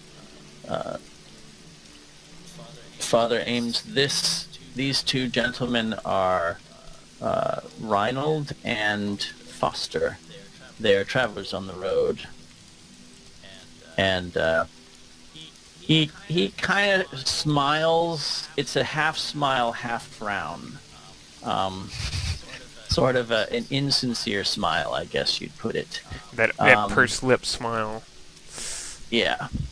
And he kind of glances down, and he says, well, I see they've almost finished with their repast. You have duties to attend to, brother. And he says, yes, I do, of course. Was just extending the hospitality of the Abbey. And he says, yes, well, it appears that they're done and can be on their way soon. He says, I presume you're not planning to spend the night here? No, fanciful, unguided kin. And he stands up and grabs onto Turfil as like an aid to stand up, and just because of his lumbered frame, and he stands easily, almost two heads taller than this old man, I assume, for being tall and heavy, right? Yeah. And he reaches out with a big hand, previously like the other ones, and he says, I am Foster, and I assure you I will not be ailing you much longer for that. If I need rest, I will go to yonder wood and make sure my residence is non-impactful upon the Everwatcher's world. He just looks at your offered hand and does that little pursed smile again, and then says, resume your duties as soon as you've seen out the Tyrion. And he just kind of gives you a curt little nod, the two of you, and he says, God be with you. And he goes out. And at fanciful, unguided kin, I would probably put my hand on my head, like across my temples, like, oh man, this fanciful, unguided kin. So with his hand still outstretched, he looks over at the other three in the room, and he hasn't turned his body or anything. His head just turns, and in the room you can actually see like just the unpockmarked skin like of Foster, how like evenly tanned he is, how toned his muscles are. He's just like unnaturally beautiful. It almost seems, and he like looks over at all three of you, and he says, "Unguided kin, I have a query again." Yes, good Foster. And the Tyrion is looking at you somewhat apologetically as he rises, and he said, "I'm afraid you'll tell me on the way to the Father was very insistent."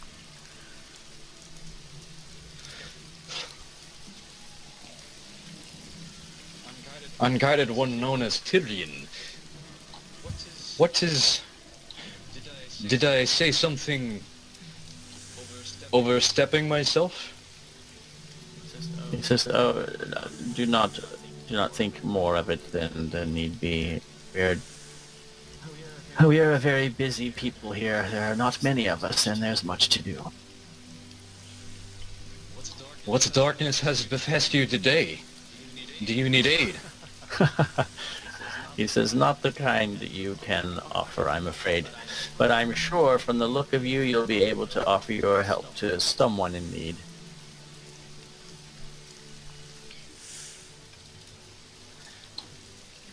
That is my purpose. I'm here to help. To aid against this coming darkness. The darkness that will befall the world.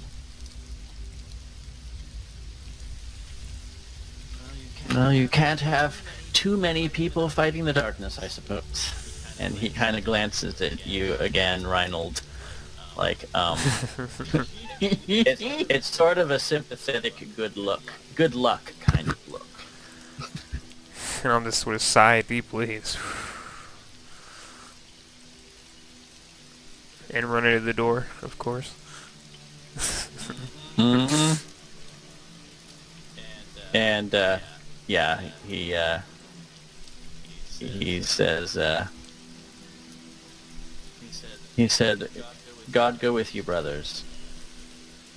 Thank you for your hospitality, good Sir Tyrion. And so, like, as he goes to leave, Foster actually, as he gets to the door, he looks down at his feet, and he holds a hand out for the rain, and like wipes his feet before he leaves. Like, and doesn't get like the muddy of his feet on their floor, but he wipes his feet, and just until they're like clean enough where they like the actual skin's showing, and he like wipes it off and makes it like fresh again, you know, and like bare skin, and he like takes a step outside and he says, "Ah, the world is such a marvelous place. I tarry not to dirty it so with my own, well, troubles." And he turned around and looks to Tyrion and he says, "Thank you, unguided one known as Tyrion." He says, "The pleasure was mine," and smiles and kind of nods his head as he sort of guides Reinnold out the door. Gently. And Didn't want any of your fanciful stone mountain anyway. and the boy shuts the door behind you.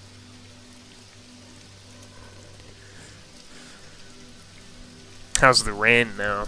Still pretty bad. It's died down a bit. It's really not that bad. Well, I suppose I resume my travels then.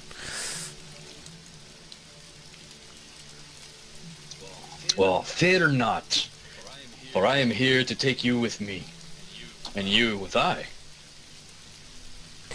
I will make sure that you return home safely. Oh, good Sir Foster, if I had seen you only a few hours where ago. forth the darkness pours.